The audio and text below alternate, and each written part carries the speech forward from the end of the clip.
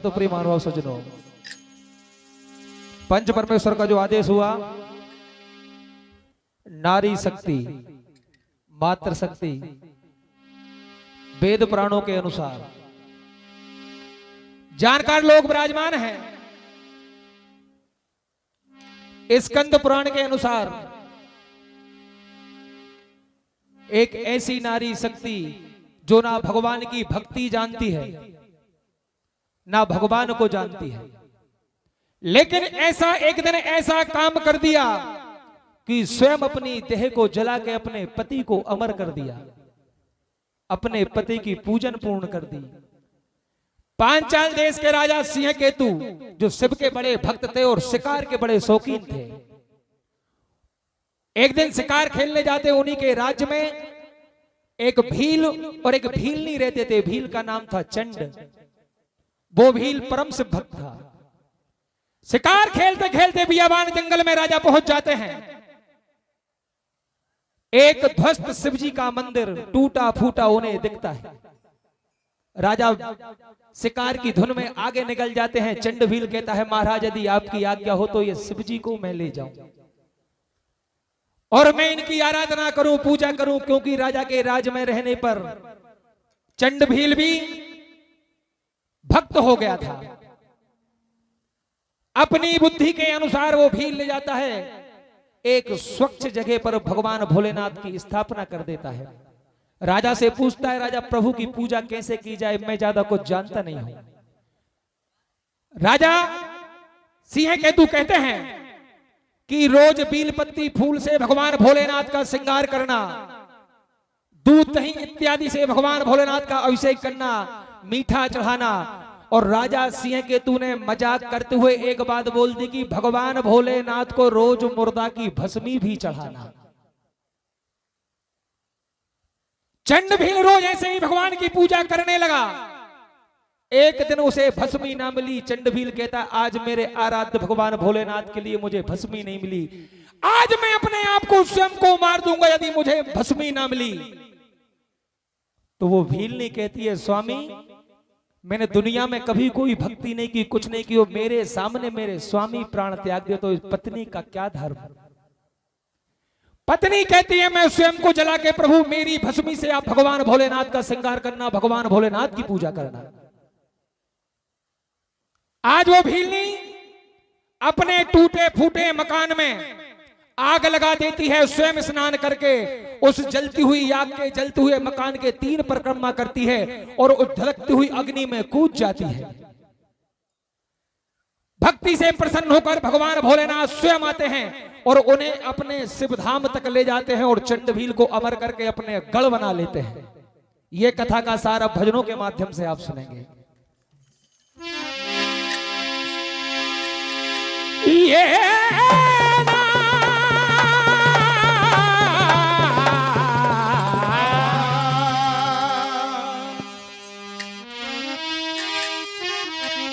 आज वो भीलनी कहती, स्वामी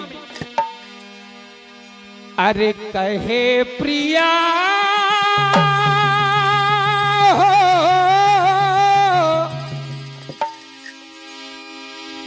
ये सुन लो पिया,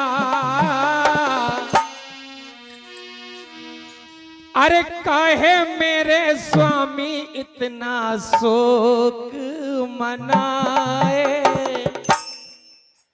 भगवान भोलेनाथ की भस्मी आज तुम्हें मैं दूंगी। स्वामी क्या कहती हैं, हो काहे मेरे स्वामी इतना शोक मनाए, मैं खुद जल जाऊं स्वामी तुम भस्मी चढ़ाए। काहे मेरे स्वामी इतना शोक मनाए, मैं खुद जल जाऊं स्वामी जी भस्मी चढ़ाए। काहे मेरे स्वामी इतना शोक मनाए, मैं खुद जल जाऊंगी भस्मी चढ़ाए।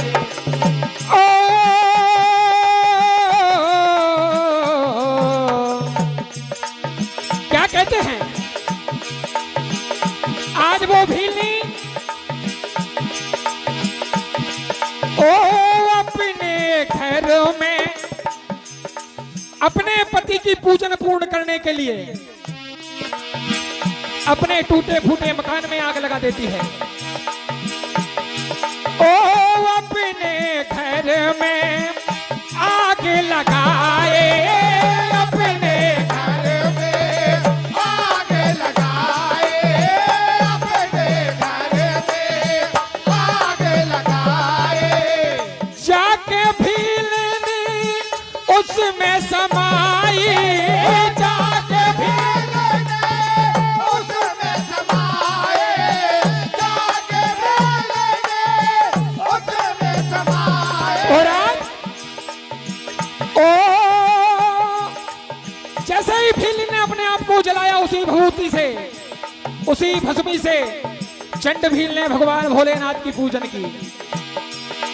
ये पूजा पूर्ण तीन ही पति की, पूजा पूर्ण तीन पति की, पूजा पूर्ण तीन पति की। खुद पत्नी की भस्मी चढ़ाए, खुद पत्नी के भस्मी चढ़ाए, खुद पत्नी के भस्मी चढ़ाए, भस्मी चढ़ाए। कहे प्रिया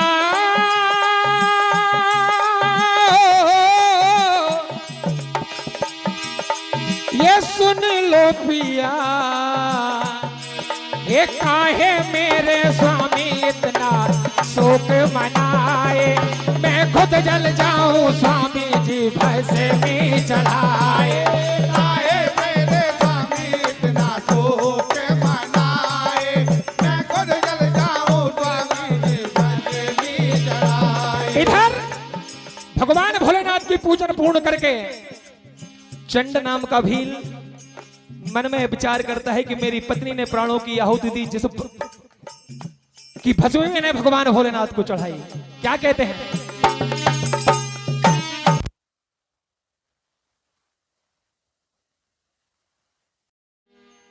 अरे तन को जला दिया है उस नारी शक्ति ने, उस मात्र शक्ति ने। तन को जला दिया है ये पति के धर्म बचाए।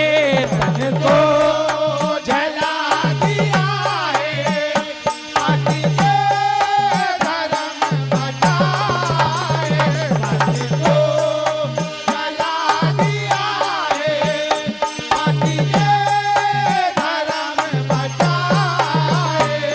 आज उस भील के बलिदान को चंद्रनाम का भील याद करता हर कहता है प्रभु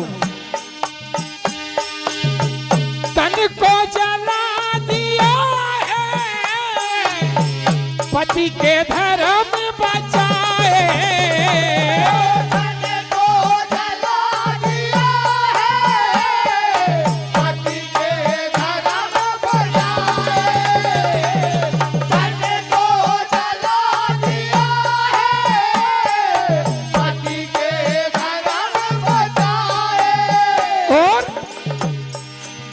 वो देकर स्वयं की भस्मी, देकर स्वयं की भस्मी हो पूजन सफल कराए। देकर स्वयं की भस्मी पूजन सफल कराए, देकर स्वयं की भस्मी पूजन सफल कराए। और श्रीमद् स्कंद पुराण ये बात कहती है वो एक भीलनी की गाथा महिमा अमर सुनाए। महिमा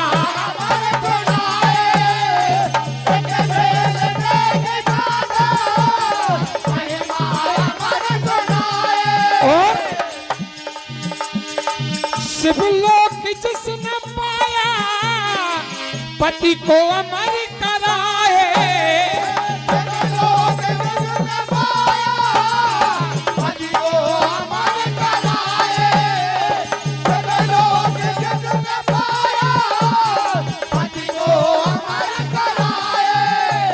उस नवजात की भीली ने अपने पति को अमर कर दिया जिसने भगवान का जीवन में कभी नाम नहीं लिया। स्कंद पुराण ये बात कहती है, तन को हो तन को जला के अपना, तन को जला के अपना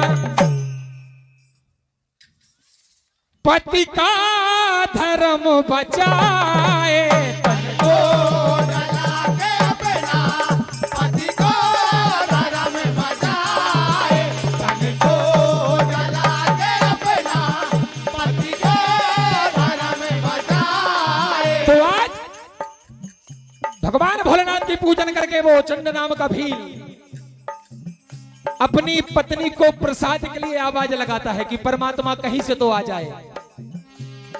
भगवान भोलेनाथ की कृपा हुई, वो पत्नी उसी मकान से, जले हुए मकान से वापस आ जाती है।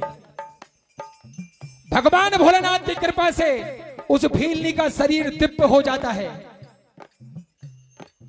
और जैसे ही पत्नी आई तो पति कहते हैं कि मेरे सामने तुम जली हो, तुम्हारी भस्मी से मैंने भगवान भोलेनाथ की पूजा की है, फिर तुम सामने कैसी आई?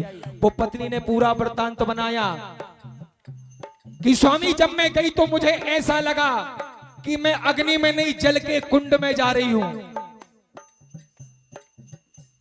और मुझे नींद आ गई, मुझे ऐसा लगा कि मैं सो रही हूं और आपने मुझे प्रसाद के लिए बुलाया इसलिए मैं आ गया। ये सारा वृत्तांत देकर भगवान भोलेनाथ के धाम से एक विमान आता है, उसमें 4 गण आते हैं और भगवान भोलेनाथ स्वयं आते हैं और उनसे निवेदन करते हैं कि तुम मेरे साथ मेरे शिवलोक चलो, आज के बाद तुम वहीं रहोगे, दुनिया में आने जाने का तुम्हारा ये 84 के चक्कर से तुम्हारा बंध ही कट जाएगा। क्या कहते हैं?